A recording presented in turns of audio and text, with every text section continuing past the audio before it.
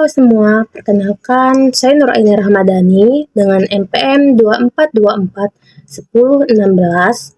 Saya mahasiswi dari Universitas Wirabwana. Saya di sini akan melakukan tugas video dari dosen pengampu bahasa Indonesia dengan 3 materi. Materi yang pertama yaitu pengembangan alinea paragraf. Apa sih pengembangan alinea paragraf? Pengembangan alinea adalah proses memperluas ide pokok menjadi sebuah paragraf yang utuh dan padu.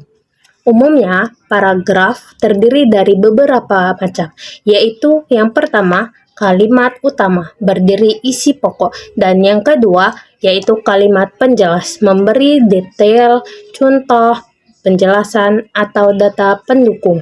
Dan yang ketiga, kalimat penutup, yaitu memberi penegasan atau kesimpulan. Apa sih tujuan pengembangan alinea tersebut? Tujuan pengembangan alinea tersebut adalah untuk menjelaskan, memperluas, dan memperkuat ide pokok yang terdiri dalam kalimat utama agar menjadi paragraf yang padu, utuh, dan mudah dipahami oleh pembaca.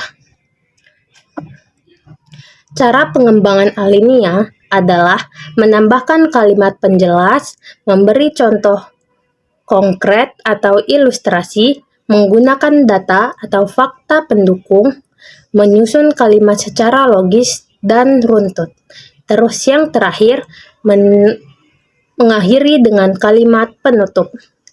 Kesimpulan dari pengembangan alinea tersebut adalah proses penting dalam penulisan yang bertujuan untuk memperluas ide pokok menjadi paragraf yang jelas dan padu dan informatika.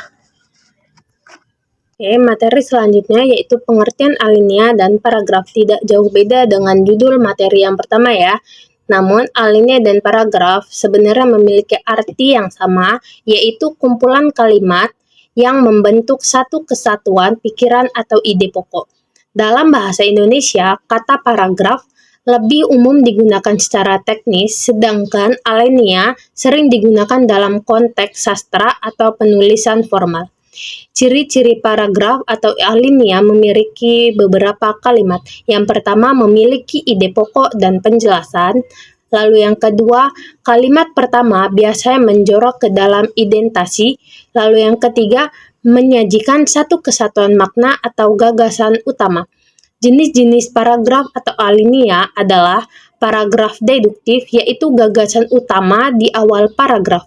Lalu yang kedua, paragraf induktif, yaitu gagasan utama di akhir paragraf. Yang ketiga, paragraf campuran. Yang terakhir yaitu paragraf deskriptif atau naratif. Fungsi paragraf tersebut yaitu memisahkan atau mengorganisasi bagian-bagian isi tulisan, membantu pembaca memahami alur atau struktur tulisan. Lalu yang ketiga, menyampaikan satu ide pokok dengan pikiran mendukung.